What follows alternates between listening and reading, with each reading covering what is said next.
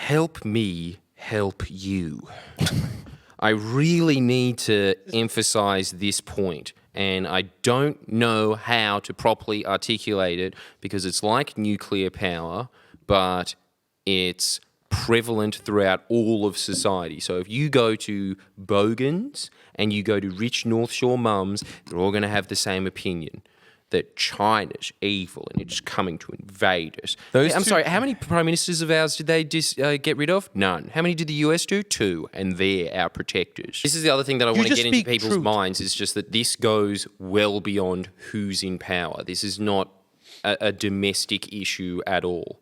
This is not a decision that Scott Morrison has come to. I think he's so stupid that he thinks he came to this decision, but this is just the US empire saying, help us get out of our economic downturn by buying our tanks that the guy, like Arnold Schwarzenegger from Commando would have been like, yeah, state of the art, you know, like they are old military hardware that they are pushing onto us and forcing us to go into intergenerational debt for a tiny uptick in the stock market in the US to go, boop.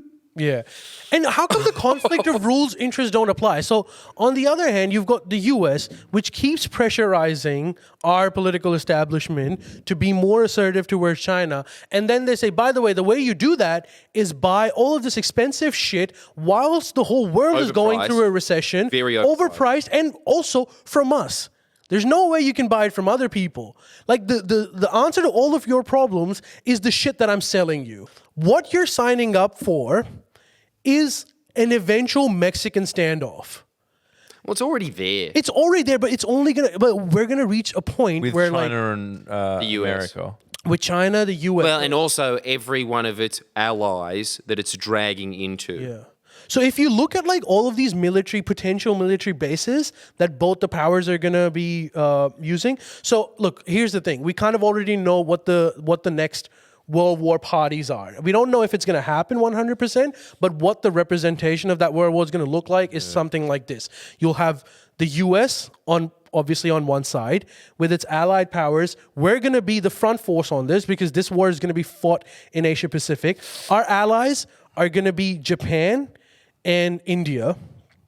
If you look at all of the bases that we're setting up compared to what China... So China is buying up bases in Pakistan, in Sri Lanka, in Bangladesh. With Pakistan, they have a main ally, which they're helping. So that's, I guess, their version of Italy. And then you have Bangladesh and Sri Lanka, which at the moment don't want to necessarily side with it, but China is using... They're basically giving them a lot of money and hoping eventually the debt's going to be so large that they're going to use their infrastructure. Now, a lot of people use that as criticism. That's something that every growing power does, particularly when you realize that that's the only bases that they will potentially have. There's so many fucking bases that the US already has all over South China Sea. So they're completely surrounded in South China Sea. Then they've used India to use ports near Africa, like in the periphery of the Indian Ocean, near Djibouti and shit. So they can circle around China. So it's like, this is getting serious shit. This is becoming intense. And this is the story that you will get across the press spectrum. We were looking at it today. Miss Love and I were like writing a script on it, but it's very, very difficult to get right. But essentially, everything from Sky News to the ABC always shows this: China's expansion. And then they show a couple of ships.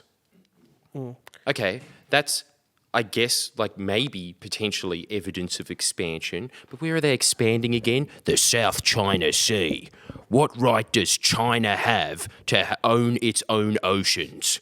That is the message that is getting pumped into the Australian public, and it is so omnipotent that people actually are sitting there and just being like, yeah, their expansion into their fucking backyard is really troubling, right? But they never show all the military bases surrounding China. Yeah. And then they wonder, and then they also start saying that like China's ramping up its military expenditure 7-fold. I wonder why. yeah, look at their competitor, what which rational dwarfs them by country 20 on earth I mean, that wouldn't map up is their ridiculous. military expenditure? That map is crazy. Like It's amazing, isn't it's it? like all of Japan, some in Australia. It's just the whole... It's Dude, just they've like been Exactly what I surrounded. said. They are surrounded. They're completely surrounded. And you are a growing power.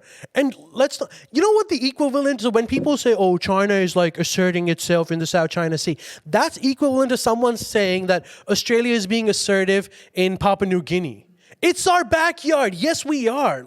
After the Second World War, in literally a matter of years, a few years, we realized that the world is divided into two, the Soviet Union and the US, or the free world as they called it.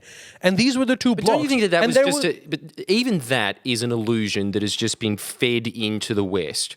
It was never that even. Well, it The was Soviet Union was just like, it kind of stood. You know what the Soviet Union was? It was just unions now.